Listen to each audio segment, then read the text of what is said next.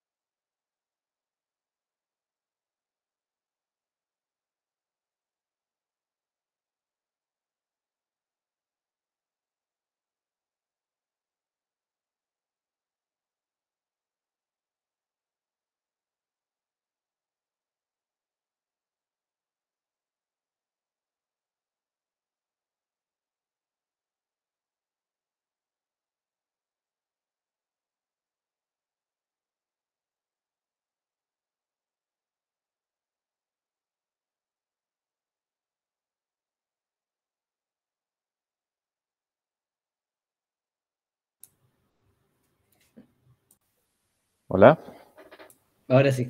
ahora sí. Bueno, algún pequeño problemita técnico. ¿Hasta dónde se me escuchó? Arrancaste a hablar, a presentar el sensor, el tema de, hiciste la introducción, Bien. todo eso ya no se escuchó, digamos.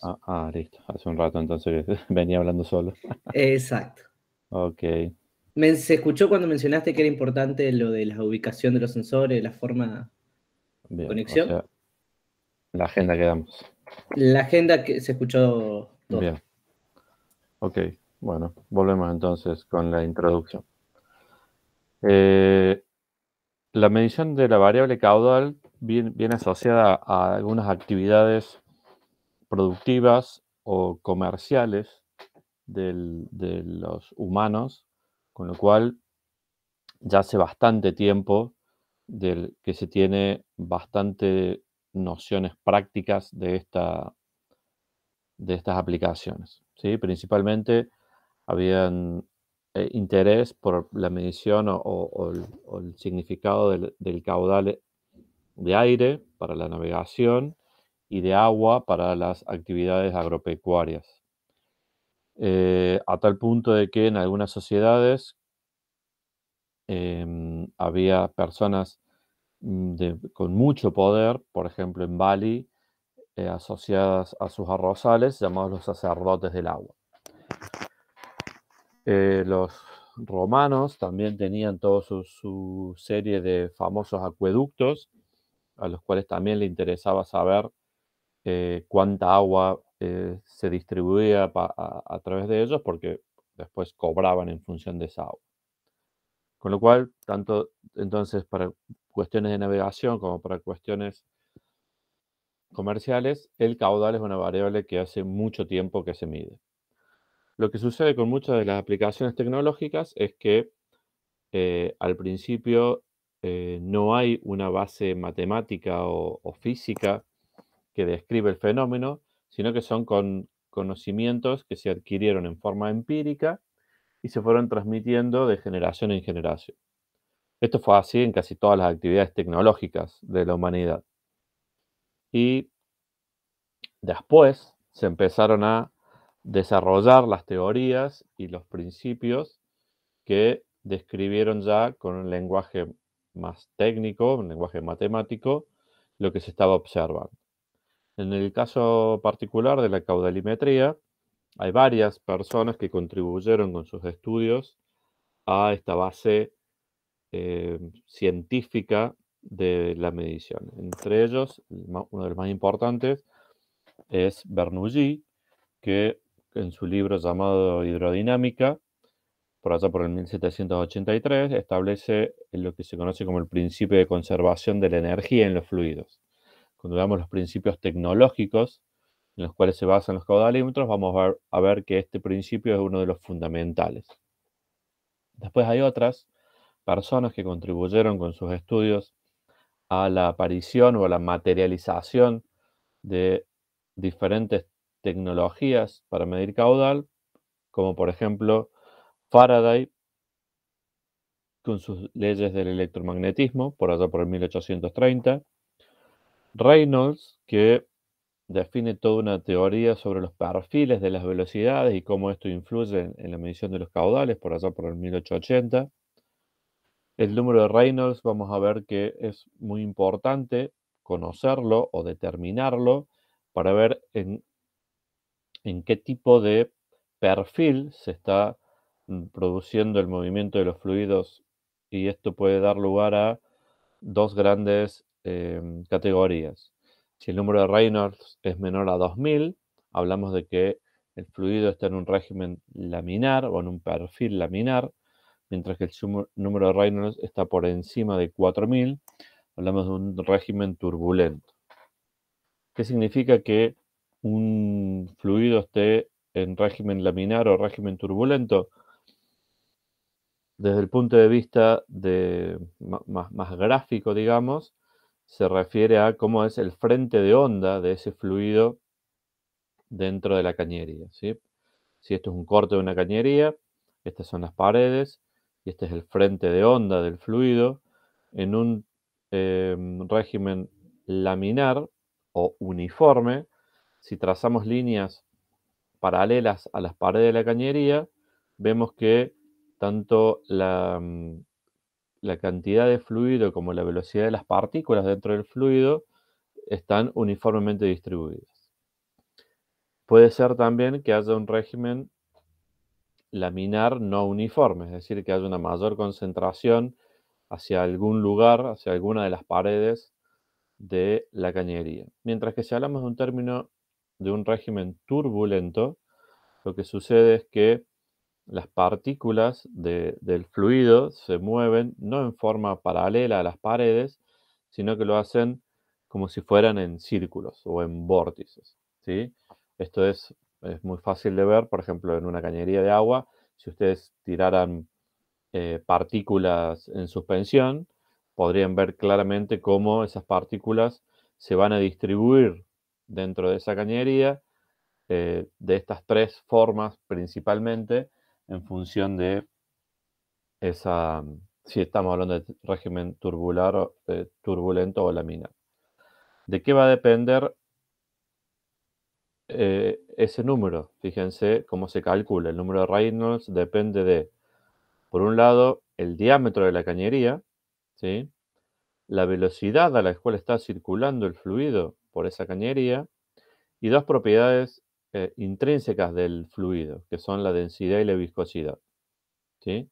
Entonces, no solo depende del fluido a través de su densidad y su viscosidad, sino que también depende de la geometría del sistema mecánico a través de el diámetro de la cañería por la cual circula ese fluido y de la velocidad a la cual circula ese fluido. Entonces, no hablamos de que un fluido es laminar o turbulento, porque en realidad depende de en qué aplicación estemos hablando. Y para cada caso en particular, tendremos que calcular el número de Reynolds correspondiente.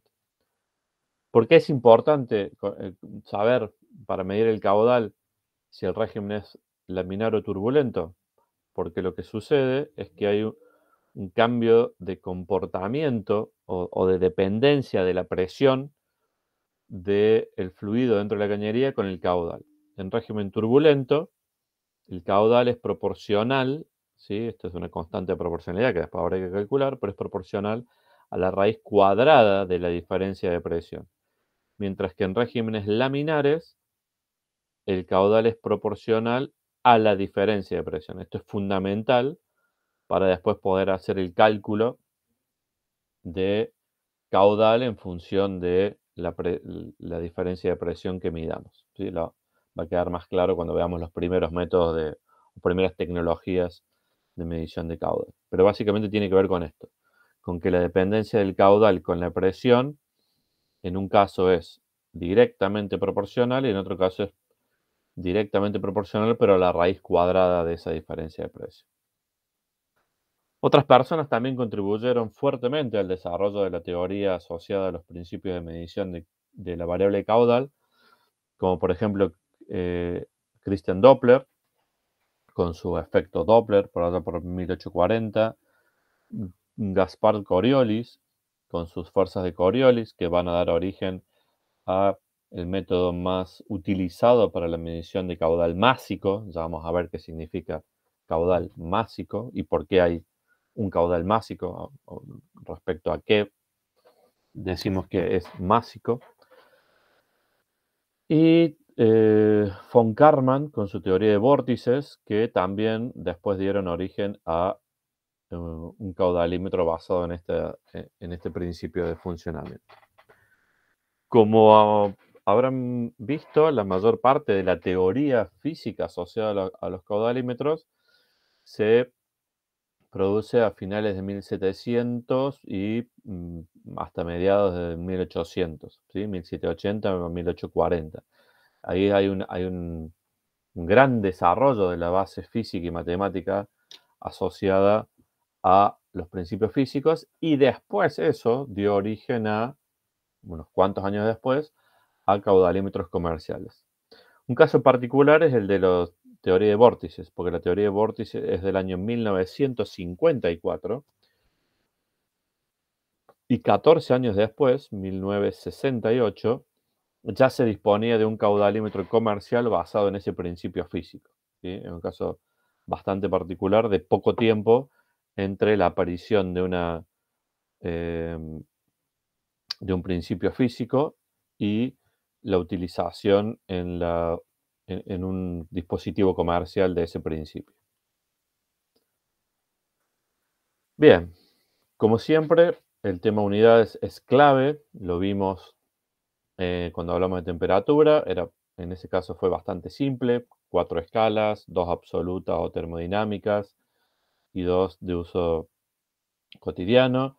Vimos después en la variable presión, que era un poco más complicado porque teníamos que indicar, como la variable presión siempre es una variable diferencial o referida a un punto tomado como la referencia, teníamos que indicar cuál era esa referencia, entonces aparecían cuestiones raras que no habían aparecido hasta ahora, como por ejemplo una A si era absoluta o una G si era referida a la atmosférica.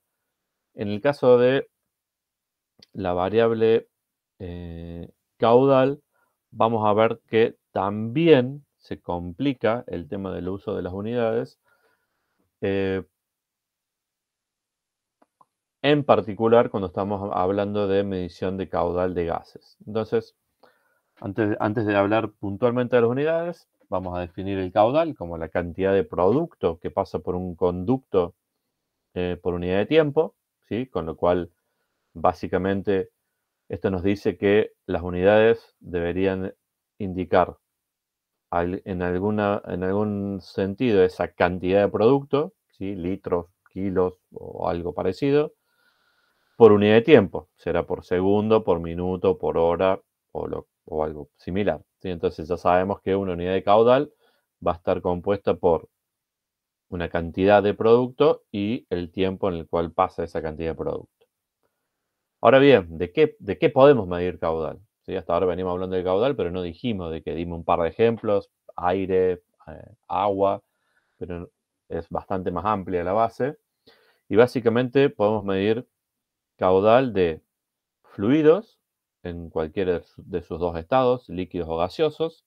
Acá sí es muy importante la diferencia entre los líquidos y los gaseosos, porque los líquidos se consideran no compresibles y los gaseosos son compresibles. Y después vamos a ver que por la ley de los gases ideales, esto hace que tengamos que tener algunas consideraciones. También podemos medir caudal de sólidos, por ejemplo, en cintas transportadoras en minería o aplicaciones por el estilo. Y podemos medir también caudales de suspensiones, serían, por ejemplo, barros. Esto es muy común en, por ejemplo, plantas de tratamiento de, de residuos, donde el producto final suele ser un barro que hay que disponer de alguna determinada manera. Y también podemos medir, y esto es bastante complejo, pero muy utilizado en la industria, eh, lo que se denominan caudales multifásicos, ¿sí? Si han visto alguna vez o han leído cómo funcionan los oleoductos, en los oleoductos se transmiten al mismo tiempo diferentes tipos de combustibles y se quiere medir el caudal de cada uno de esos combustibles dentro de la tubería. Bueno, ese es un caudal multifase.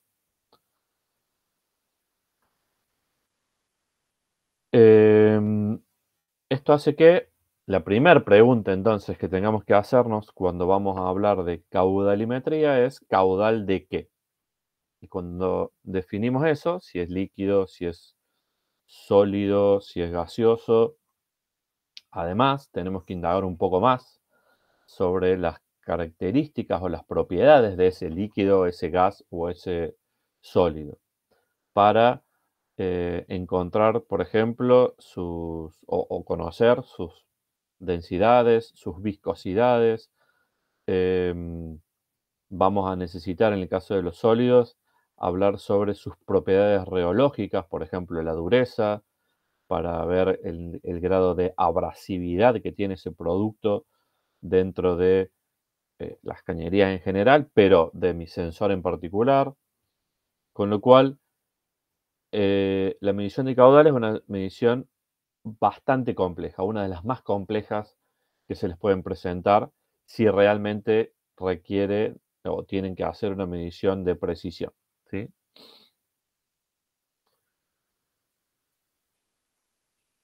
La siguiente pregunta es ¿para qué quiero medir? Si ¿qué queremos medir? La segunda es ¿para qué lo queremos medir? La principal aplicación de la caudalometría actualmente con fines contables, ¿sí? Eh, básicamente la función de transferencia de custodio o custody transfer. Esto es muy utilizado en transacciones comerciales, por ejemplo, expendio de combustibles, ¿sí? Cualquiera que haya ido a una estación de servicio, el surtidor tiene un caudalímetro incorporado. Todos los servicios de gas y de agua que entran en los domicilios lo hacen a través de un caudalímetro.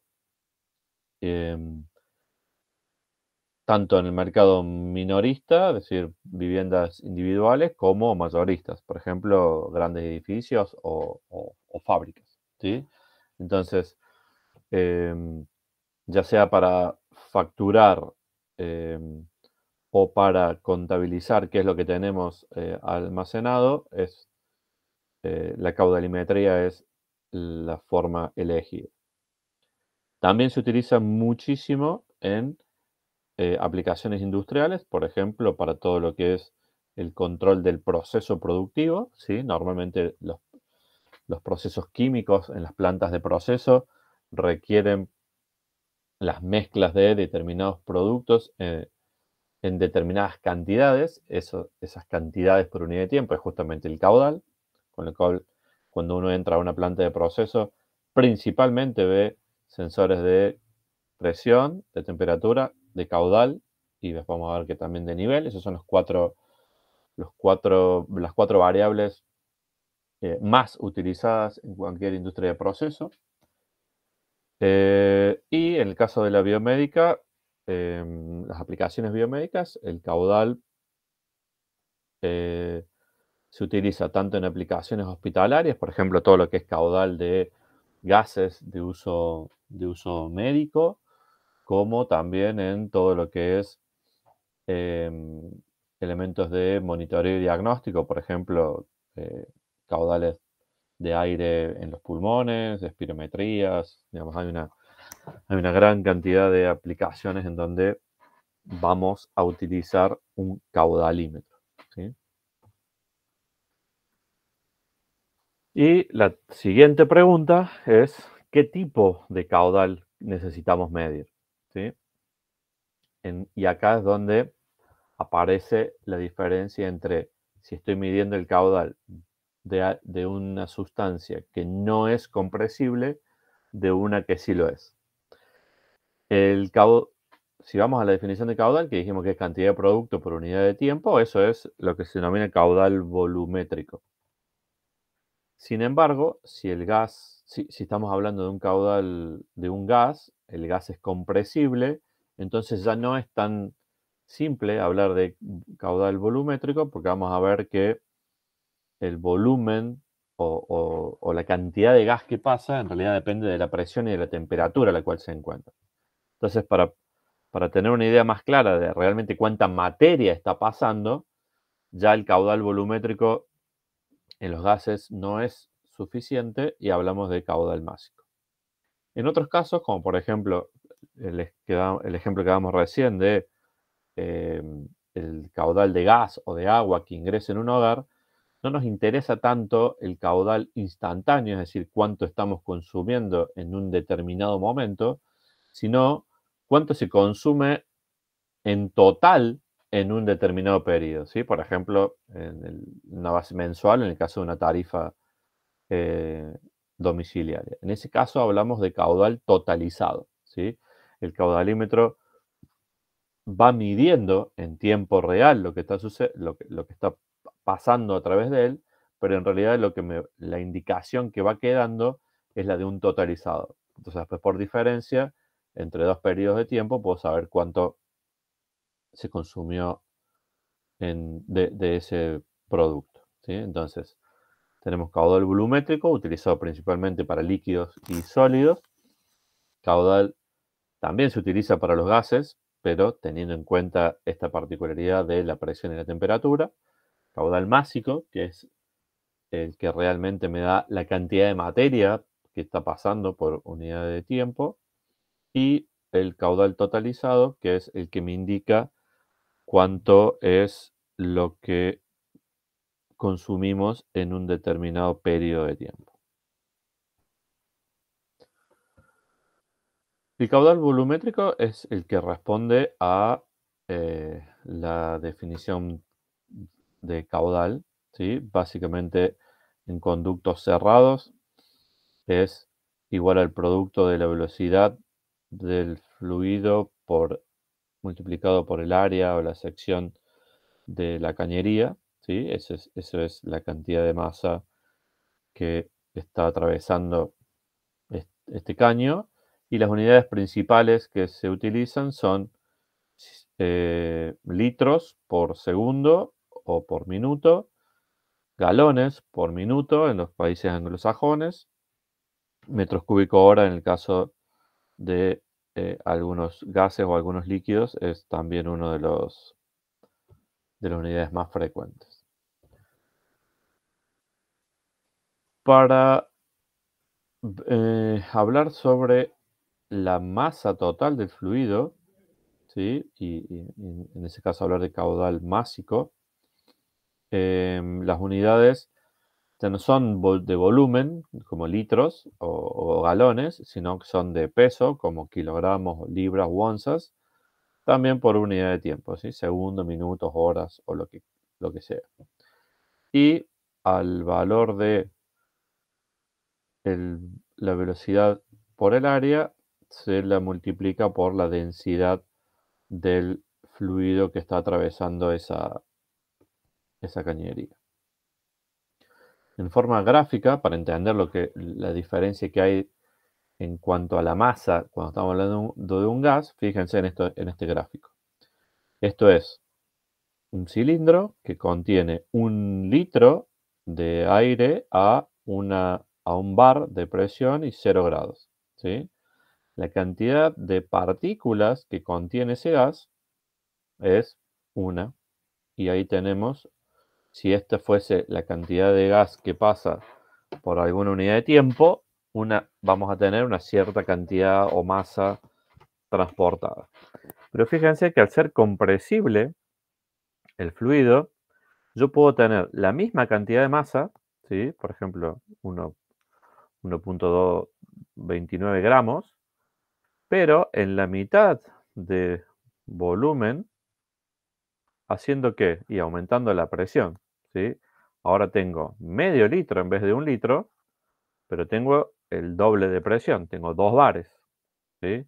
Lo mismo podría lograr modificando la temperatura, ¿sí? Si yo elevo la temperatura o bajo la temperatura, también voy a modificar las condiciones. Entonces, por este comportamiento es que hablar de caudal volumétrico de un gas es complicado, ¿sí? Porque si yo no informo la temperatura y la presión a la cual ese fluido está circulando por la cañería, no tengo una idea clara sobre la masa que está circulando, ¿sí? Entonces, en algunos casos eso no es tan importante, pero en otros casos sí, lo que realmente me interesa es la masa de aire o la masa de gas que estamos midiendo, y eso es la diferencia entre usar un caudal volumétrico o un caudalímetro volumétrico y un caudalímetro másico. Bueno, y como dijimos, el totalizado lo que hace es acumula en un determinado periodo de tiempo, y básicamente las unidades van a ser también de totalizado, o sea, no existe la base temporal, sino que está expresada simplemente en kilos o en litros o metros cúbicos.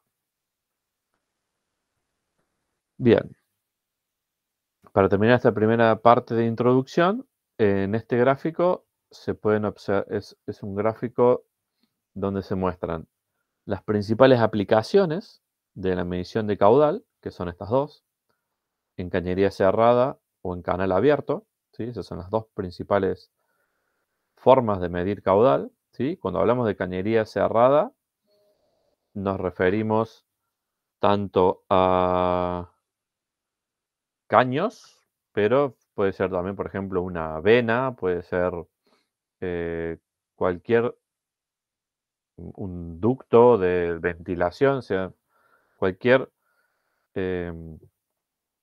dispositivo cerrado y de cualquier geometría, ¿sí? No necesariamente circular. Mientras que si hablamos de canal abierto, principalmente se refiere, por ejemplo, a ríos o canales de irrigación, ¿sí? Esas son las dos principales áreas de medición. Si nos vamos a la medición en cañería cerrada, hay 4 grandes grupos de caudalímetros. Los que se basan en el principio de velocidad o fuerza, ¿sí? Y los exponentes de este tipo de caudalimetría son turbina, vórtex, ultrasónicos, electromagnéticos. Los basados en desplazamiento positivo, ¿sí? PD significa Positive Displacement. Vamos a ver que hay también diferentes formas de medirlo. Los de tipo inferencial o en realidad también llamados de diferencia de presión, también con sus respectivas tecnologías o diferentes formas de implementarlo. Y por último, los másicos, ¿sí? Donde el principal exponente, como les comenté al principio, es el de Coriolis. También hay otra forma de medirlo que son los térmicos. Esas son las grandes, la primera gran clasificación. Si nos vamos a los de canal abierto, tenemos la medición en canal y la medición en represas. Esto es para fluidos, ¿sí? Líquidos o gases. Uno bastante similar podemos encontrar para lo que es la medición de caudal en sólidos. En este caso tenemos 3 grandes exponentes que son los basados en el principio de fuerza y deflexión, eh, fuerza y velocidad, y uno basado en tecnologías todos estos son basados en tecnologías en contacto, y hay 2 basados en tecnologías sin contacto, que son las microondas y los radiológicos. Para cerrar el tema de las unidades, y esto es la parte más importante de todo lo que vamos a ver hoy, así que presten atención porque acá es donde se producen los principales problemas a la hora de trabajar con las unidades en la caudalimetría, y el concepto es similar al de la referencia en el caso de la medición de presión. Esto se aplica a la medición de caudal de gases solamente. Esto que vamos a hablar ahora no aplica ni a sólidos ni a líquidos. Se aplica a la medición de gases. Y básicamente lo que intenta definir es cómo indicar en las unidades las referencias de presión y temperatura, que son las que necesitamos realmente conocer para saber cuánta masa de ese gas está pasando por la cañería, ¿sí? Así como en la medición de presión indicábamos con una A o con una G para indicar si la referencia era la atmosférica o el vacío absoluto. En este caso hay 3 tipos distintos de referencia y se denominan caudal en condiciones normales, caudal en condiciones estándares y caudal en condiciones actuales, ¿sí? Básicamente, esto se debe a que, como dijimos, los gases se comportan y verifican la ley de los gases ideales, donde la cantidad de moléculas de un gas dependen de la presión y la temperatura a la cual se encuentra ese gas. ¿sí? La famosa P por B igual a N por R por T, ¿sí? Donde P es la presión y B es el volumen molar del gas, N es el número de moles, R es la constante universal de los gases y T la temperatura a la cual se encuentra ese gas en unidades absolutas, ¿no? Termodinámicas, o sea, en grados Kelvin. Hasta ahí la teoría, digamos, condiciones normales, condiciones estándares y condiciones actuales. Hay un problema que es que a nivel mundial no se pusieron todos de acuerdo en qué significa normal, qué significa estándar. Sí, qué significa actual, ¿no? Actual es la presión exacta a la cual está circulando el fluido y la temperatura exacta a la cual está circulando ese fluido, ¿no? Ese gas. El valor que sea. 2 kilos por centímetro cuadrado, 5, 20 bares, 14 psi, no importa. Y la temperatura también a la cual se encuentra. Mientras que cuando hablamos de condiciones estándares y condiciones normales, en realidad tenemos que hacer referencia a cuál es la base o la norma en la cual estamos haciendo uso. Por ejemplo, condiciones estándares en Estados Unidos son 14,69 psi absolutos o 101,3 kilopascales absolutos a 60 grados Fahrenheit o 15,55 grados Celsius. Mientras que para ISO, las condiciones estándares son la misma presión, pero otra temperatura, ¿sí? Son 15 grados o 59 Fahrenheit. Si bien parece que la diferencia es mínima, cuando estamos hablando de caudalimetría de precisión, esto está introduciendo un error que es inadmisible. Y, por ejemplo, para toda la medición de gases comerciales, las condiciones estándares son 14,73 psi en vez de 14,69 a 60 grados Fahrenheit o 15,55 grados Celsius. Condiciones normales tampoco está universalizado. La mayoría de las veces se entiende a una atmósfera o 14,69 psi absolutos y 0 grados. Hay otras industrias que en vez de usar 0 grados como temperatura base, utilizan 20 grados como temperatura base. Entonces, es muy importante cuando estén trabajando con estas unidades, entender esa aplicación en particular, a qué le llama condición estándar, o sea, a qué presión base y a qué temperatura base, o a qué le llama condiciones normales, ¿sí? A qué presión base y a qué temperatura base. ¿Estamos hasta acá? Bien. Suponiendo que entendimos para qué queremos medir, de qué queremos medir y por qué lo queremos medir, también ya tenemos algunas nociones respecto a cómo vamos a expresar las unidades. Ya sabemos si queremos medir gases líquidos o sólidos y también sabemos que si queremos medir gases tenemos que tener en cuenta que se aplica la ley de los gases ideales, por lo tanto la temperatura y la presión van a jugar un papel muy importante en esta medición. Lo que vamos a ver ahora son los principios de funcionamiento más importantes a la hora de medir un caudal. Lo que vamos a ver ahora son 5 principios de funcionamiento, los que se basan en la presión diferencial, en desplazamiento positivo, los medidores de velocidad, los caudalómetros másicos y los switches de caudal. Los basados en la presión diferencial hacen uso del teorema de Bernoulli, ese que comentamos en la introducción, o de conservación de la energía. Este teorema dice que la energía para acelerar un fluido después de una restricción o de una obstrucción se obtiene de la presión estática del fluido. Básicamente lo que sucede es lo siguiente.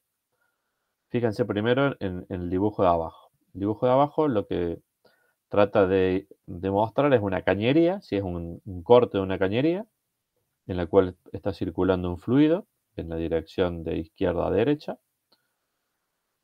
En ese fluido hay una obstrucción, ¿sí? Esta obstrucción es una placa que está colocada en la cañería y que tiene una pequeña perforación, ¿sí? Un orificio, por eso esto se denomina placa orificio. Y después, en esa cañería se realizaron una serie de perforaciones a diferentes distancias. Esas distancias guardan una relación con el diámetro de la cañería, ¿sí? Por ejemplo, a medio diámetro, a un diámetro, a 2 diámetros y medio y a 8 diámetros. Y lo que se hizo fue medir la presión del fluido en cada uno de esos puntos. ¿Qué es lo que se obtiene si hacemos esto? La gráfica de arriba. Fíjense, el fluido viene con una determinada presión hasta antes de la obstrucción. A medida que se va acercando a la obstrucción, empieza una pequeña caída de presión.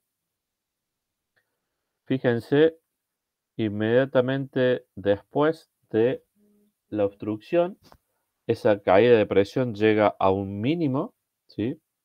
Este mínimo se llama presión a la vena contracta, ¿sí? Es la mínima presión a la cual va a llegar el fluido.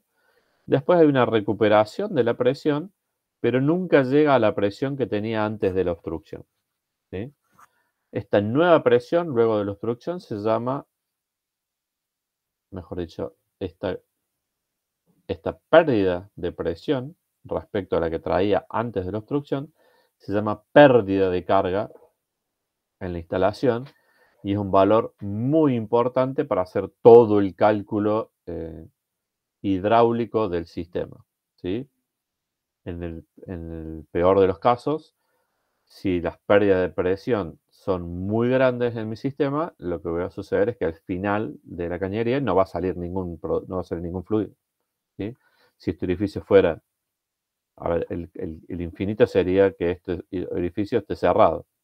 Si este orificio está cerrado, de este lado no tengo ningún fluido.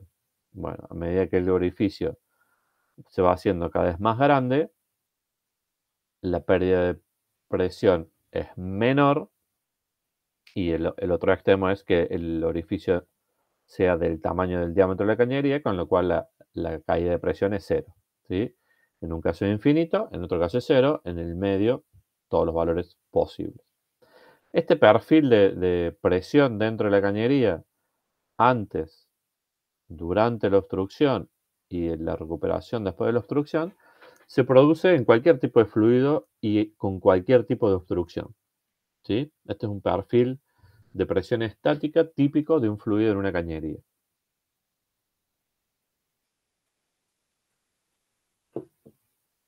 Si yo mido esta diferencia de presión en la obstrucción, puedo calcular la velocidad del fluido y como conozco el área, caudal es velocidad por área, entonces inmediatamente puedo calcular el caudal, ¿sí?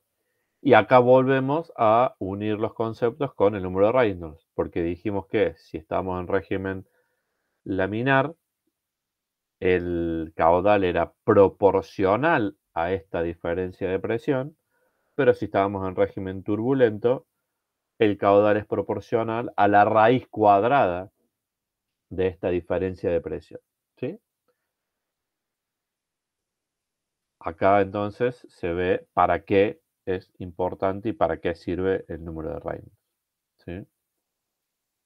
Acá hay una serie de ecuaciones que reflejan lo que acabamos de mencionar y cómo el caudal queda completamente definido por la diferencia de presión que midamos y la geometría de la cañería, o sea, el diámetro de la cañería.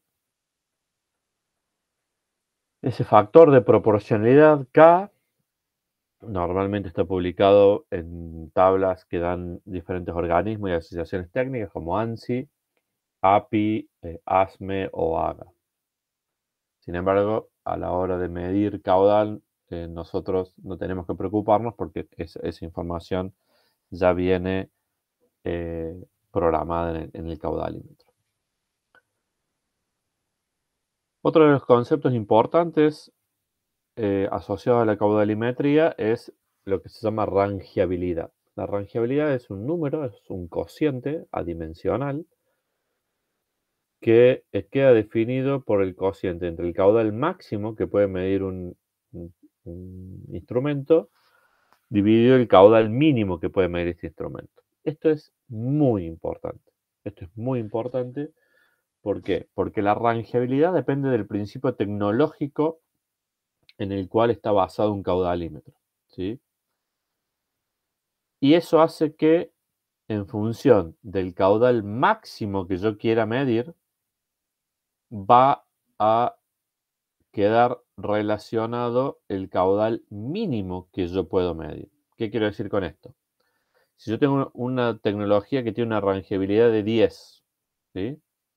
Significa que la relación de caudal máximo a caudal mínimo es 10:1. Supongamos que yo quiero medir 600 metros cúbicos hora, pongamos, del fluido como máximo. Si la tecnología que estoy usando tiene una rangeabilidad de 10, como estamos analizando en el ejemplo, eso significa que el caudal mínimo que yo voy a poder medir es el caudal máximo, 600, dividido la rangeabilidad, es decir, 10. Eso significa que el caudal mínimo va a ser 60. Con esa tecnología, si yo necesito medir desde 30, no lo puedo utilizar, ¿sí? La rangeabilidad me va, como dijimos, depende de la tecnología, y si es de 10:1, ese instrumento va a medir bien a partir de 60. Entre 60 y 600 va a medir bien, abajo de 60 y arriba de 600 no va a medir bien. Esto es muy importante porque, a diferencia de otros instrumentos donde estamos acostumbrados que el valor menor de medición no tenga nada que ver con el valor mayor de medición, en el caso de la caudalimetría no es así. Tenemos que conocer la rangeabilidad de la tecnología y eso nos va a definir el valor mínimo permitido por ese instrumento para poder medir correctamente. Cuando hablamos de medición de caudal por este principio, el principio de Bernoulli o conservación de la energía, vamos a distinguir dos elementos que constituyen el elemento sensor. En un caso, el elemento primario, que es el que provoca el cambio de energía cinética, ¿sí? Es el que crea la obstrucción. Y el elemento secundario, que es el que mide esa diferencia de presión y hace el cálculo de caudal, ¿sí? Entonces, vamos a tener que distinguir claramente entre quién produce o cómo se produce esa obstrucción y cómo medimos la caída de presión y hacemos el cálculo de caudal. En función de eso, de ese elemento primario, es decir, cómo se produce la obstrucción, tenemos una gran cantidad de tipos constructivos, ¿sí? El ejemplo en el cual les mostré cómo se producía la curva de caída de presión, la vena contracta y la recuperación de presión posterior y la caída de presión o pérdida de carga, el dibujo ese correspondía a una placa orificio. Sin embargo, no es la única forma de provocar esa obstrucción y esa caída de presión y después que me permita hacer la medición de delta P y cálculo de caudal. Venturi, tubos de caudal, toberas, tubos pitot, codos de caudal, medidores de placa y medidores de área variable son todos tipos constructivos de caudalímetros basados en el principio de conservación de la energía. Vamos a repasar rápidamente cada uno como para que tengan una idea gráfica de lo que estamos hablando. Esta es una placa orificio, la cañería, la obstrucción, la placa orificio o tobera tiene una determinada forma, ¿sí? Tiene un primer, eh, un primer contacto con el fluido, si el fluido va de izquierda a derecha, que es plano, y una salida que es en forma de tobera. Y los dos puertos de medición de presión, uno a medio diámetro de la cañería y posterior a la obstrucción, y otro a un diámetro anterior a la obstrucción. Básicamente, esa diferencia de presión es la que nosotros vamos a medir, y en función de del valor de esa diferencia de presión, y si es un régimen turbulento o un régimen laminar, después vamos a hacer la conversión a unidades de caudal. Esa placa orificio se puede construir de diferentes maneras. La típica es la concéntrica, pero también existen del tipo excéntrico y del tipo segmental. Eso depende de qué tipo de fluido estemos midiendo, si tiene sólidos en suspensión, si no los tiene, si es viscoso o no. De eso va a depender la selección de el tipo de placa orificio. Y hay una serie de características típicas, por ejemplo, que los cónicos se utilizan para medición de fluidos con para líquidos, perdón, con número de Reynolds mayor a 10.000, la segmental para líquidos con sólidos y las concéntricas para todo lo que sea limpios, tanto líquidos como gases o vapor, con número de Reynolds mayor a 20.000. Y acá sí empiezan a jugar también las cuestiones económicas, como por ejemplo, hasta qué tamaño constructivo es razonable usar cada tecnología. En el caso de las placas orificios, se utiliza para cañerías menores a 6 pulgadas de diámetro, ¿sí? Una pulgada son 2,5 centímetros más o menos, con lo cual 6 pulgadas es un diámetro bastante interesante. Pero no son para grandes cañerías, ¿sí? ¿Qué ventajas tiene esta tecnología? Principalmente su costo, es de muy bajo costo. No tiene partes móviles. Vamos a ver que este es uno de los primeros criterios a tener en cuenta a la hora de seleccionar la tecnología con la cual vamos a trabajar. Siempre que haya una tecnología que no tenga partes móviles, sobre una que sí los tenga, hay que tratar de utilizar la que no tenga partes móviles, porque partes móviles significa desgaste, significa que puede trabarse y dejar de funcionar el equipo, significa mucho más mantenimiento. La placa orificio, como vimos, no tiene ninguna parte móvil, con lo cual puede funcionar por muchísimos años sin ningún tipo de inconveniente. Lo único que puede suceder es que si el fluido que atraviesa la tobera es muy abrasivo, va a deformar el tamaño del orificio, de la perforación, y vamos a empezar a introducir un error, porque todos los cálculos de caudal están hechos en función de las dimensiones de fabricación de esa placa.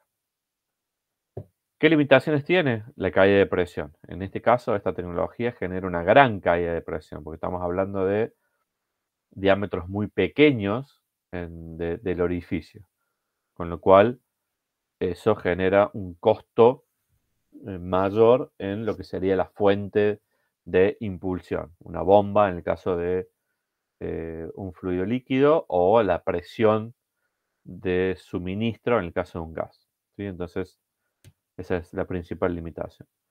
Y la otra es que funciona bien con fluidos limpios, porque cualquier sólido en suspensión que venga en, en la cañería puede tapar el orificio y nos quedamos sin instrumento y sin fluido del otro lado de la cañería. ¿Ok? Bien. Al final de cada una de las tecnologías vamos a poner una tablita de este tipo, donde hay un resumen de características, para que les quede a modo de consulta rápida cuando necesiten seleccionar un caudalímetro. En este caso vamos a hablar del tipo de servicio, principalmente para líquidos limpios. La rangeabilidad no es muy buena, 4:1. Vamos a ver que hay caudalímetros de rangeabilidad 10:1 y de hasta 40 o 60:1. La pérdida de carga es media. Vamos a ver que después hay otros que producen mayor pérdida de carga que este, por esto este es media. Las precisiones también son bastante modestas, del 2 al 4% del fondo de escala. Tramos rectos requeridos. Este es un concepto que no había aparecido hasta ahora en ningún momento, en ninguna otra variable.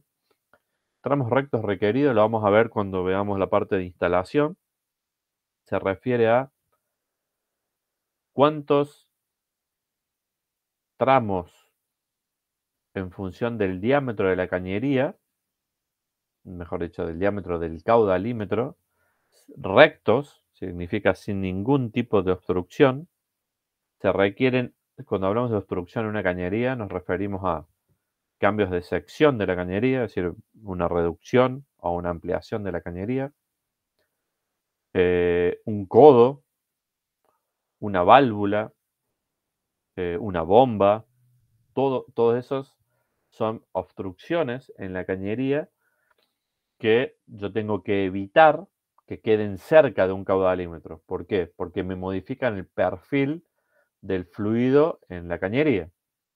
Como todas las tecnologías dependen del régimen de, ya sea laminar o turbulento, del fluido dentro de la cañería, estas perturbaciones tienen que quedar lo suficientemente alejadas del sensor para que no provoquen ninguna perturbación. Eso se llama tramos rectos. Entonces, de 10 a 30 tramos rectos, en el caso de una placa orificio, significa que de 10 a 30 es el rango. Después cada fabricante en su manual me va a decir exactamente cuántas requiere. No tiene que haber ninguna obstrucción. Efectos de la viscosidad es alto, significa que modifica el funcionamiento del sensor, y el costo relativo es bajo, es uno de los más baratos que se pueden conseguir. Basados en el mismo principio de Bernoulli, principio de la conservación de la energía, pero cambiando la forma de provocar la caída de presión, tenemos los tubos Venturi. En este caso, en vez de que la cañería tenga sus paredes paralelas, lo que sucede acá es que tenemos este es el sensor, ¿sí? Este es un extremo y este es el otro extremo del sensor. Tiene esta forma, ¿sí? Es una tobera de acometida, un tramo recto y después una tobera de salida, ¿sí? Lo importante en la construcción de este instrumento son los ángulos de las toberas de ingreso y de salida y el diámetro del tramo recto, ¿sí? Jugando con estas variables mecánicas, podemos construir caudalímetros Venturi para diferentes aplicaciones. El principio de funcionamiento es el mismo. Se produce una caída de presión. Esa caída de presión la mido en dos puertos y en función de si el régimen es turbulento o laminar, calculamos el caudal. Lo que vamos a ver, si viéramos un perfil de presiones, es un comportamiento como este, ¿sí? Una determinada velocidad y presión antes del ingreso al sensor. El sensor es entre estas dos bridas de conexionado. Tenemos una presión, una velocidad y un área en el centro del Venturi y después uno a la salida del Venturi. En este caso, esta tecnología es muy utilizada en cañerías de gran diámetro, ¿sí? Principalmente se pueden ver también en ductos de ventilación de varios metros de diámetro. Por otro lado, no tiene ninguna perturbación en cuanto a si el líquido o el fluido que circula por ahí tiene sólidos en suspensión, porque ese diámetro menor es bastante grande, con lo cual para que se tape en realidad tienen que venir más que sólidos en suspensión, trozos de algún material. Y al igual que el placa orificio, no tiene partes móviles. El resumen de características de esta tecnología: utilización en servicios para líquidos sucios, viscosos o hasta lodos. Se mantiene la rangeabilidad de 4:1. La pérdida de carga es baja. Tiene una precisión típica un poquito mejor que la placa orificio, llegando al orden del 1% del fondo de escala. También requiere tramos rectos, pero bastante menores que una placa orificio. Y su costo relativo es medio. El, el tubo de caudal, como dice acá, es similar al tubo Venturi, pero sin el cono de entrada, ¿sí? Directamente es el tramo de reducción de sección de la cañería y el cono de salida, de esta forma, ¿sí? Directamente tenemos, en este caso, la tobera, que es otro, pero el tubo de caudal es muy similar a este mecánicamente. Esta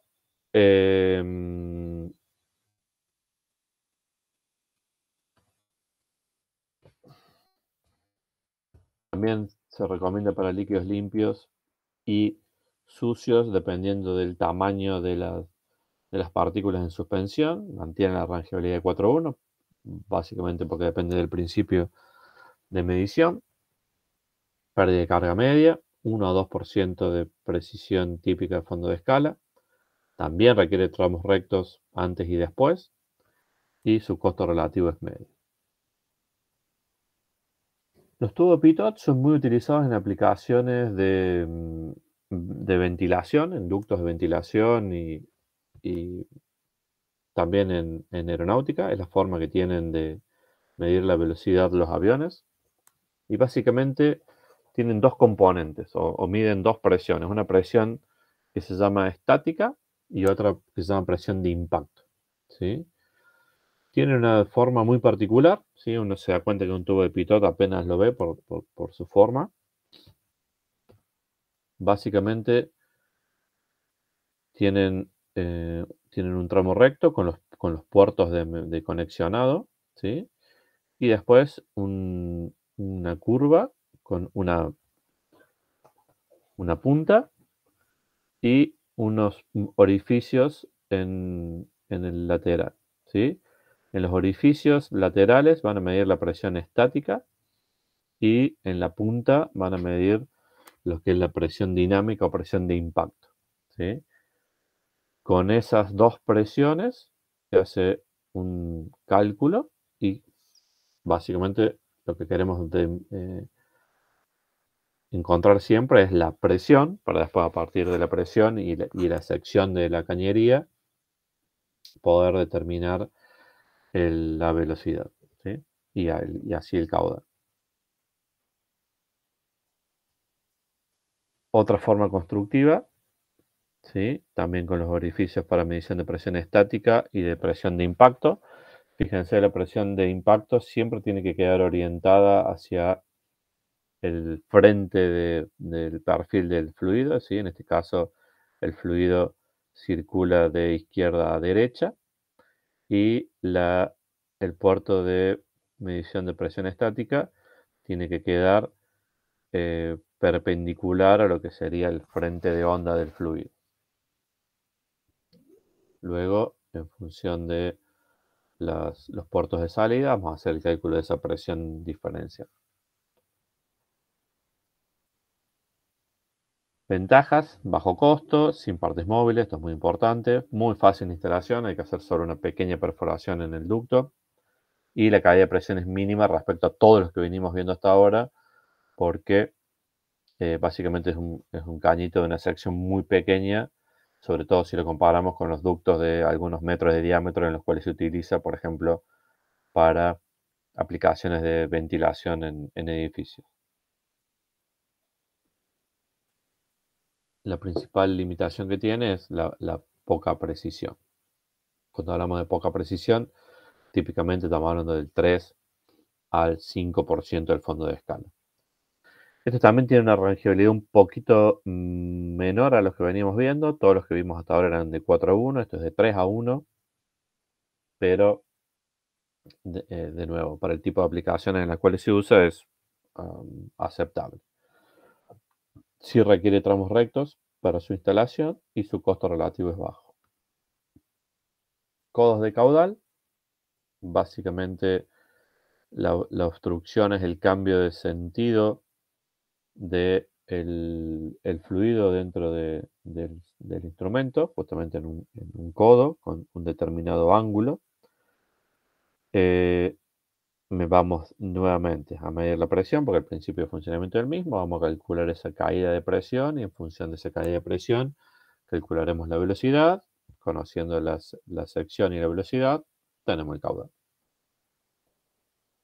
Rangeabilidad de 3 a 1. Pérdida de carga muy baja, básicamente no tiene casi pérdida de carga. Precisión del 5 al 10%, digamos, no son de los más precisos. Requiere muchos tramos rectos para que realmente la medición sea correcta y su costo relativo es bajo.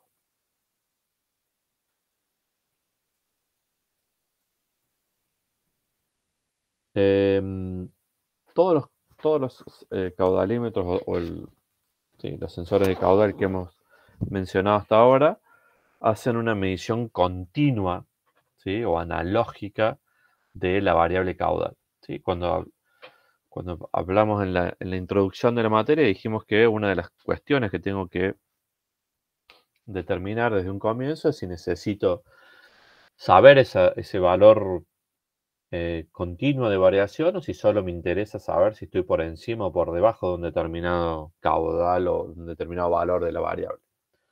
También dijimos que era típico en la nomenclatura que cuando el instrumento mide en forma continua, su nombre termina en metro, en este caso sería un caudalímetro, pero si lo que queremos es medir si está por encima o por debajo de un determinado valor, el nombre del instrumento termina en ato, ¿sí? En este caso, ese instrumento se llama flujostato o caudalostato, normalmente es flujostato, y estos medidores de placa son los primeros que típicamente se utilizaron como medidor de punto, ¿sí? Básicamente es dibujo, pero básicamente es una paletita que cuando el fluido lo impacta, esa paletita se flexiona y mueve un contacto, ¿sí?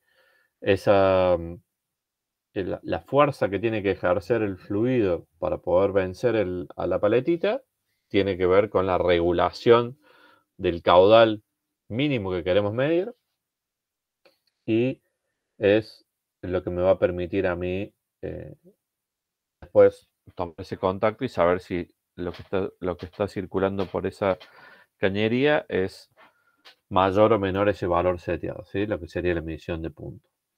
Otra forma un poco más compleja de hacerlo es medir exactamente cuánto se está flexionando esa paleta o esa placa dentro de la cañería, como por ejemplo utilizando un strain gauge, ¿sí? Si yo logro medir esa deformación, voy a saber cuánto es la fuerza del fluido que está provocando esa deformación, y en función de eso, o presión del fluido, y en función de esa presión y de la sección de la cañería, pueda calcular el caudal del fluido.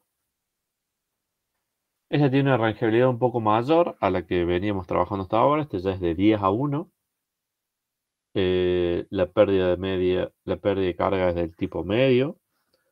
La precisión es del 1 al 5% y también requiere tramos rectos antes y después por una correcta medición. Uno de los más utilizados y los que se ven con mayor frecuencia, por ejemplo, en aplicaciones hospitalarias para la medición de gases, por ejemplo, el oxígeno o el nitrógeno, son los rotámetros o caudalímetros de área variable. Este es un sistema muy simple en lo constructivo. Tienen un tubo, ese tubo es de tipo cónico, y un flotante calibrado. ¿Sí? Son las dos piezas que constituyen esta tecnología. Y el flotante, básicamente, se desplaza, son de montaje solamente vertical, y el flotante recibe un empuje de abajo hacia arriba y se va a equilibrar en la posición donde su peso propio y la diferencia de espacio entre su cuerpo y el borde el cuerpo del tubo llegan al equilibrio, ¿sí? Por eso sí o sí solo funciona con eh, tubos cónicos, ¿sí? Hubieron algunos intentos de hacerlo con tubos cilíndricos, pero es mucho más complejo. Entonces, básicamente, por un lado actúa la fuerza de la gravedad, ahí influye el material y el peso del flotante, el caudal del fluido de abajo hacia arriba, y hay una escala graduada en el borde que me permite leer el caudal que está circulando. Es muy importante en este caso saber exactamente en dónde se produce o dónde tengo que hacer la medición, ¿sí? En los manuales de cada uno de los caudalímetros, el fabricante indica cuál es el punto en el cual tenemos que observar para tomar la lectura, si es en el borde superior, si es en alguna muesca, en algún lugar del cuerpo del instrumento o en la parte inferior. Eso depende de cada uno de los fabricantes, ¿sí? Tiene una muy buena rentabilidad comparado con los 4 a 1 o 3 a 1 que venimos hablando, es de 10 a 1. No son tan precisos. Se pueden fabricar de alta precisión, del tipo 1%, pero típicamente van entre el 5 y el 10. No requieren tramos rectos. Esto es una gran ventaja respecto a todos los anteriores. Y su costo relativo es bajo.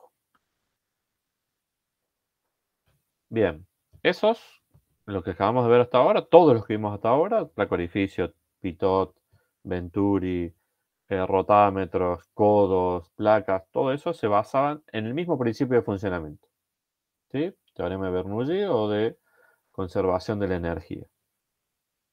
Se provocaba una obstrucción, se mide la caída de presión y en función del valor de esa caída de presión y la geometría del instrumento o de la cañería, se calcula la velocidad y conociendo el área tenemos el caudal. Lo que vamos a ver ahora es otro principio de funcionamiento, ¿sí? Que se llaman de desplazamiento positivo. El de desplazamiento positivo sirve solo para líquidos, ¿sí? No se puede utilizar en gases. Y básicamente lo que hace es, tiene por un lado una cámara de un volumen muy conocido que se llena con el fluido en el puerto de ingreso del caudalímetro. El caudalímetro de alguna manera hace que esa cámara de ingreso gire hacia el área de salida y entregue ese volumen en el puerto de salida del instrumento. Como esa cámara tiene un volumen muy conocido, si yo cuento la cantidad de veces que transferí ese volumen de la entrada a la salida, básicamente lo que tengo es justamente cantidad de producto por unidad de tiempo. Es así de simple, es el funcionamiento de una gran variedad de caudalímetros basados en este principio de desplazamiento positivo. Básicamente no tienen ninguna fuerza motora externa, o sea, no se alimentan con una fuente de energía para su funcionamiento. La fuente de energía es para la electrónica, y utilizan la energía del fluido para provocar el movimiento. Así como en los de conservación de la energía, la forma de producir la caída de presión daba origen a diferentes tipos constructivos de caudalímetros. En este caso pasa exactamente lo mismo. Si yo tengo este principio de desplazamiento positivo de un volumen desde la entrada a la salida, las diferentes formas de producir ese desplazamiento generan los diferentes tipos constructivos que vamos a ver ahora. Pistón oscilante es el primero, pistón alternativo, ruedas ovales, discos oscilantes y paletas rotatorias. El pistón oscilante, básicamente la cámara de medición es de tipo cilíndrica. Acá está el dibujo. Fíjense lo siguiente. Esto de acá es la cámara de medición, ¿sí? Esto de acá arriba. Este es el puerto de entrada, es decir, por acá se entra el fluido, llena esta cámara, y cuando esta cámara se llena, por la misma presión del fluido de ingreso, esto gira. Gira y queda alineado con el puerto de salida. Entonces todo el fluido que tengo acá adentro sale por este puerto a la salida del sensor. Si yo mido la cantidad de veces que da vueltas esta cámara, sé la cantidad de veces que transferí esta unidad de volumen, con lo cual estamos hablando del caudal. Bueno, así de simple funciona este instrumento. Tiene una rangeabilidad de 5:1, la pérdida de carga es altísima, ¿sí? Porque estoy usando la presión del fluido para generar el movimiento, con lo cual hay un consumo de energía bastante alto. Pero fíjense, de las precisiones del 1 al 10% que veníamos hablando antes, ahora tenemos precisiones del orden del 0,2% del fondo de escala, ¿sí? Sensiblemente mejores. No se requieren tramos rectos, ni antes ni después del instrumento, y su costo relativo ya es alto. Y la otra gran desventaja que tiene es que tiene partes móviles, ¿sí? Habíamos hablado que siempre que necesite o que sea posible dos tecnologías, debo priorizar las que no tienen partes móviles respecto a las que sí lo tienen. Bueno, su principio de funcionamiento justamente es de movimiento, con lo cual requieren bastante mantenimiento. Otra forma de aprovechar este principio tecnológico de desplazamiento positivo es el de pistón alternativo, ¿sí? En el otro era oscilante, en este es alternativo. Básicamente, el principio es muy similar, nada más que en vez de girar en forma de girar en forma oscilante, ahora es alternativo en el sentido de izquierda a derecha, ¿sí? Este pistón se mueve de un lado a otro. El principio es el mismo, una cámara se llena de líquido, el pistón se mueve, ese líquido es transferido al puerto de salida y midiendo la cantidad de veces que oscila de derecha a izquierda ese pistón y conociendo el volumen de la cámara, tenemos el caudal, ¿sí? Los mismos problemas que con el anterior, altas pérdidas de carga, son muy difíciles de reparar por la forma mecánica en la cual están construidas y son competitivos solo en diámetros muy pequeños de cañerías. Las características de funcionamiento son similares a la anterior, 5:1 de rangeabilidad, 0,2% de precisión a fondo de escala, sin tramos rectos y alta pérdida de carga. Ruedas ovales, mismo principio. En este caso la cámara es todo el puerto de entrada del sensor. La de salida, esto va girando en este sentido, esto va girando en este sentido. El fluido atraviesa todo el cuerpo del sensor y en función de la cantidad de veces que giran estos engranajes, hacemos el cálculo del volumen.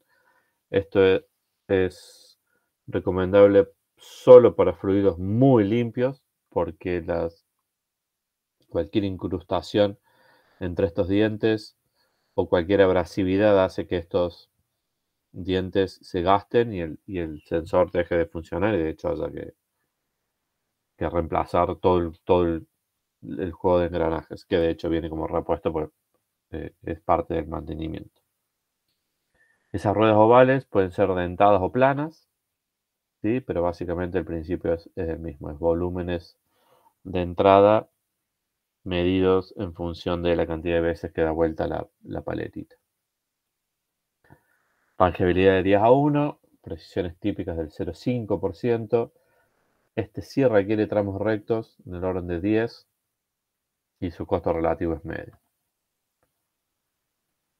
Disco oscilante, es bastante parecido al del pistón oscilante. Básicamente es una bola con un disco y esto se mueve en forma alternativa hacia arriba y hacia abajo, y lo que transmitimos son estos volúmenes de fluido desde el ingreso hacia la salida. En función de la cantidad de veces que osciló el disco, lo mido del lado de afuera, sé cuántos volúmenes transferí y en función de eso calculamos el caudal. Y el de paletas rotatorias, hay que tener cuidado porque por ahí se confunde con el de turbina. El de paletas rotatorias tiene unas turbinas fijas, ¿sí? Y una paletita que va a girar en función de el caudal o la velocidad del gas. Este sí sirve para gases y para líquidos. Cuando el fluido golpea contra estas paletas, empieza a torsionar. Al torsionar el fluido, hace girar esta paleta, y midiendo la cantidad de revoluciones de la paleta, sé la velocidad del fluido. Y en función de esa velocidad y la sección del caño, tenemos el caudal, ¿sí? El principio es básicamente siempre velocidad y área. Lo que vamos a hacer es medir, por ejemplo, con sensores electromagnéticos o fotoeléctricos, la cantidad de vueltas que da la paleta, ¿sí? Pero acá tenemos álabes fijos y una paleta giratoria. Vamos a ver que en la turbina es al revés. Lo que va a hacer girar el fluido es una turbina y medimos la velocidad de esa turbina. Bien, esto fue el segundo principio tecnológico. Desplazamiento positivo. Tercer principio tecnológico, medidores de velocidad. En este caso, lo que vamos a hacer es medir directamente la velocidad, ¿sí? Mediante algún tipo constructivo. Turbina es el principal, pero también están los otros tres que dan origen a tres de los caudalímetros más utilizados en todo el tipo de aplicaciones, que son el de vórtices, el electromagnético y el ultrasónico. El de turbinas es el que digo que no hay que confundir con el de paletas rotatorias. Básicamente, la idea es insertar una turbina en la cañería y utilizar la fuerza, la energía cinética del fluido que atraviesa la cañería para hacer girar esa turbina y después con un tacómetro medir esa velocidad, ¿sí? Es esto que tenemos acá. En la dirección del fluido acá es de derecha a izquierda. Tenemos un elemento para llevar todo el fluido hacia los álabes de la turbina. Cuando el fluido atraviesa la turbina, esto empieza a girar y midiendo las RPM o cantidad de vueltas que da la turbina, tenemos una idea de la velocidad del fluido y conociendo el área del sensor, y directamente velocidad por área, tenemos el caudal. La forma más simple o más utilizada de medir el caudal, perdón, la velocidad, es con pulsos magnéticos, ¿sí? Tenemos un imán permanente del lado de la carcasa del sensor y cada vez que las paletas giran, mueven una bobina, ¿sí? Y esa bobina va generando pulsitos y cada uno de estos pulsitos es el paso de un álave por el sensor de velocidad. En este caso ya tenemos rangeabilidades del orden de 20 a 1. Tenemos pérdida de carga de alta, yo diría muy alta. La única vez que usé uno de estos de turbina, en realidad lo tuve que sacar porque el caudal después de la velocidad o la presión del fluido después del instrumento era realmente muy baja. Tienen muy buenas precisiones, típicamente del 0,25% del caudal. Sí requieren tramos rectos y su costo relativo es alto. El de vórtices es muy interesante. Es el que le dije que está basado en la teoría de vórtices de von Karman. Básicamente, el principio es el siguiente, y esta es la teoría de vórtices. Si un fluido golpea contra un frente plano dentro de la cañería, ¿sí? Lo que va a suceder es que después de esa obstrucción van a aparecer puntos de caída de presión o vórtices, y la frecuencia de aparición de estos vórtices depende de la velocidad del fluido que está atravesando la cañería. Si yo de alguna manera logro medir estas caídas de presión o estos vórtices, entonces puedo calcular la velocidad del fluido y de nuevo, velocidad por área, tengo el caudal. Vamos a distinguir acá dos componentes. El primer componente es el que va a producir la obstrucción, ¿sí? Es este cuerpo sin punta para generar los vórtices. El segundo componente es el sensor para detectar los vórtices. Típicamente son sensores de presión de tipo piezoeléctrico, también de tipo capacitivo, pero principalmente piezoeléctrico. Y por último, el transmisor y acondicionador de señal, que es el que va a tomar esos pulsos de presión o vórtices y hacer el cálculo de caudal. ¿Okay? Bien. Rangeabilidad de 10 a 1, precisión típica del 1%, sí requieren tramos rectos y un costo relativo alto. Los últimos dos que vamos a ver son el electromagnético y el ultrasónico. Estos son, el electromagnético se basa en la ley de Faraday o ley de inducción electromagnética. Se puede utilizar solo en líquidos conductores y tiene dos elementos: un elemento primario o tubo de medición y un elemento secundario o voltímetro que va a medir esa corriente inducida. Este caudalímetro, el electromagnético, es el primero de todos los que vimos hasta ahora que tiene dos características que ninguno de los otros tiene. No tiene caída de presión, si bien hay otros que sí tienen esta característica de que no tiene caída de presión, pero la segunda es que es bidireccional, ¿sí? Hasta ahora todos los caudalímetros que vimos tienen una posición de montaje con un puerto de entrada y un puerto de salida, ¿sí? Si lo conecto al revés, o miden mal o directamente no miden. En el caso del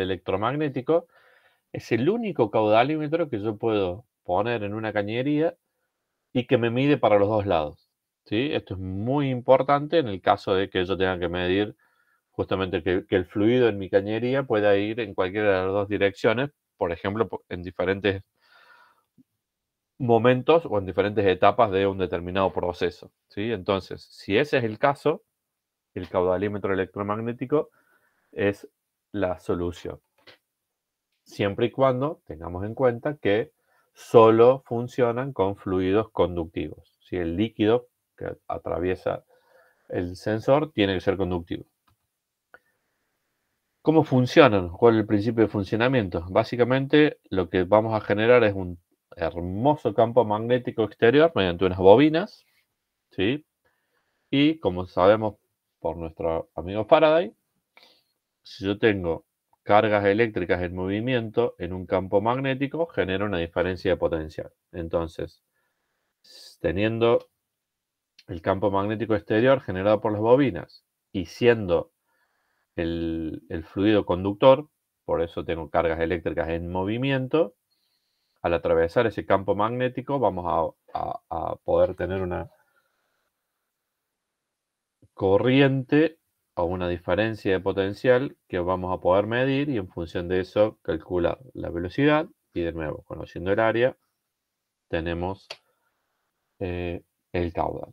Básicamente esta es la pinta que tiene un caudalímetro electromagnético, tiene un gran cuerpo exterior que son las bobinas que van a generar el campo magnético.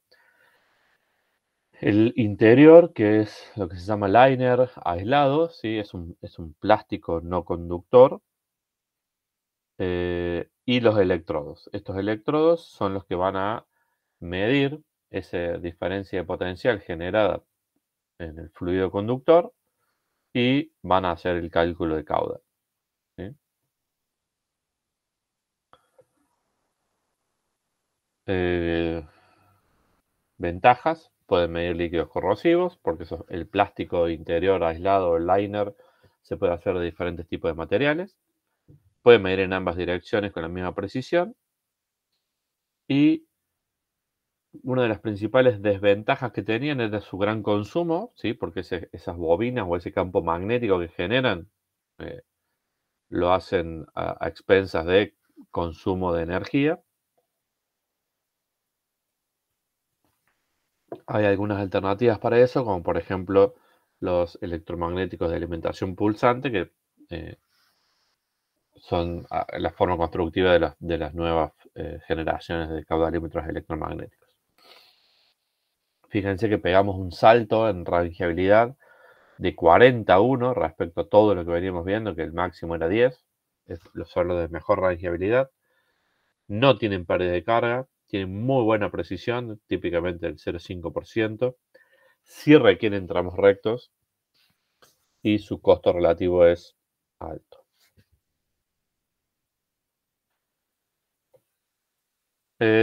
Ultrasónicos, hay dos tipos constructivos, basados en efecto Doppler y basados en tiempo de vuelo. Los basados en el efecto Doppler miden los corrimientos de frecuencia provocados por por el fluido. Básicamente, así como para medir caudal con electromagnético necesitamos que el fluido sea conductor, para medir caudal por efecto Doppler necesitamos que el fluido tenga sólidos en suspensión. No sirve para líquidos limpios. ¿Cómo funciona esto? Básicamente por efecto Doppler. Tengo un transmisor. Ese transmisor emite una onda con una determinada frecuencia. Esa onda impacta sobre los sólidos en suspensión del fluido y es devuelta con un desfasaje en frecuencia. Esa onda reflejada es medida en un receptor y la diferencia de frecuencia entre la señal emitida y la señal recibida depende de la velocidad del movimiento de las partículas en el fluido. Con lo cual, de nuevo, puedo calcular la velocidad y en función de la sección de cañería, calcular el caudal, ¿sí?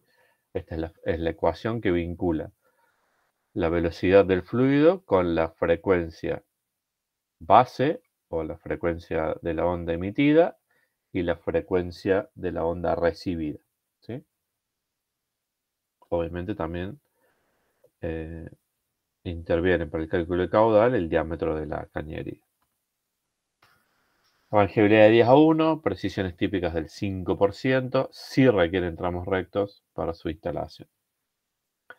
Los de tiempo de vuelo son similares a los de efecto Doppler, en el sentido que tengo un emisor y un receptor, pero en este caso, a diferencia del de efecto Doppler, que el emisor y el receptor están del mismo lado de la cañería, en los de tiempo de vuelo, el emisor y el receptor están en lados opuestos de la cañería, ¿sí? Cuando no tenemos fluido en la cañería, esta es la onda emitida, y cuando tenemos fluidos en la cañería, este ángulo de apertura de la onda depende de la velocidad del fluido dentro de la cañería, ¿sí? En función de eso, vamos a tener mayor o menor energía de la onda recibida por el transductor del otro lado, y en función de eso vamos a poder calcular la velocidad y, conociendo la sección, el caudal, ¿sí?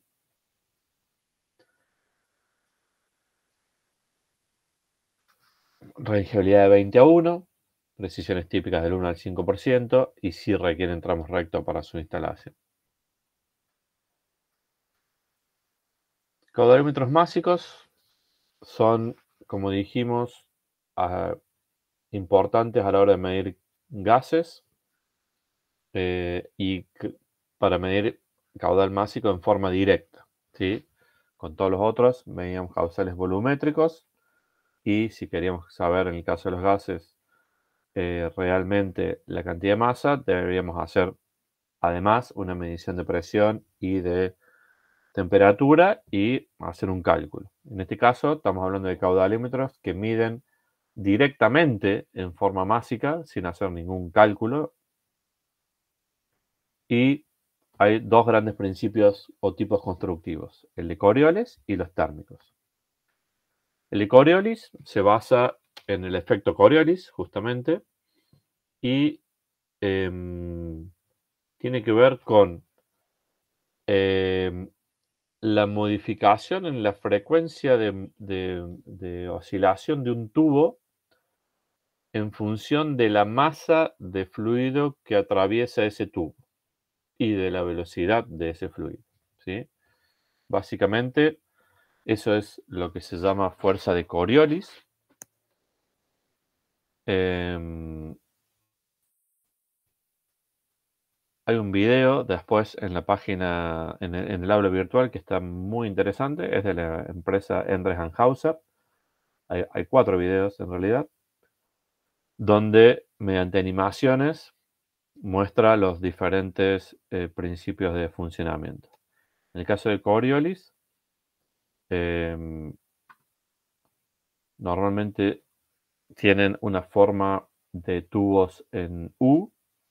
Cuando no hay ese tubo en U, oscila mecánicamente mediante un deflector a una determinada frecuencia, y a medida que el caudalímetro o el elemento sensor es atravesado por el fluido del cual queremos medir la masa, se produce una deformación o un cambio de la frecuencia de oscilación del tubo, justamente por la aparición de estas fuerzas de Coriolis, y midiendo esa deformación podemos hacer un cálculo directo de la masa que está atravesando el tubo, ¿sí? Estas son las ecuaciones que rigen la relación entre las fuerzas de Coriolis y la masa del producto que está atravesando el elemento sensor, con lo cual podemos calcular al final el caudal másico.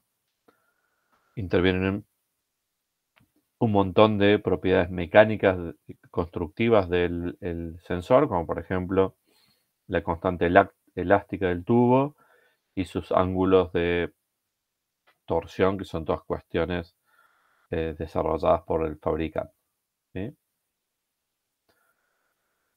Rangeabilidad de 10 a 1, pérdida de carga bastante baja, precisiones típicas del 0,4%, sin tramos rectos y costo relativo.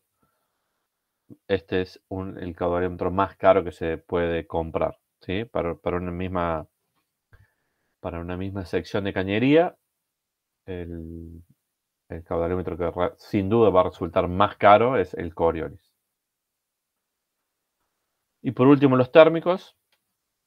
Básicamente hay tres tipos de operación: de aporte de energía conocido y medición de la diferencia de temperatura, de medición de temperatura constante y de bypass de medición. En todos los casos tenemos dos elementos: por un lado el sensor de temperatura y por otro lado el sistema térmico eléctrico o calentador. Básicamente, en el medidor de diferencia de temperatura tenemos dos medidores de temperatura, uno aguas arriba y otro aguas abajo, y un elemento térmico, ¿sí? Si yo hago circular un fluido, voy a medir una temperatura T1. En este lado, al pasar por el elemento calefactor de potencia constante, se va a calentar y vamos a tener una temperatura T2 a la salida. En función de la constante de construcción del instrumento, el calor entregado y el calor específico del fluido y la diferencia de temperatura entre la entrada y la salida, podemos calcular exactamente la masa del fluido que está atravesando el sensor en ese momento, ¿sí? Esto es, al igual que el Coriolis, es un instrumento que mide en forma directa, no en forma inferida. Otra forma de hacer básicamente lo mismo es, en vez de tener una fuente de temperatura constante, como en el anterior, lo que hago es entregar una cantidad de energía para que las temperaturas aguas arriba y abajo se mantengan. Entonces, en función de, ahora, no de una diferencia de temperatura, sino de la cantidad de calor que tuve que entregar, hacemos igual el cálculo de masa. Y tercero, el último tipo es el de tipo bypass, que cuando el caudal es importante, los caudalímetros anteriores se vuelven antieconómicos. Entonces, lo que hago es hacer una derivación de un caudal mucho más pequeño y hacer una medición térmica, igual que en la anterior, pero en una fracción del caudal de la cañería, ¿sí? Longevidades típicas de 10 a 1, precisiones típicas del 1% y en todos los tres casos sin tramos rectos necesarios para su instalación. ¿Ok? Bien, vamos a cortar unos 15 minutitos, así nos despejamos, porque lo que sigue tenemos como una horita todavía por delante. Si les parece, son las 4 menos 5, 4 y 10. Volvemos y continuamos con la clase.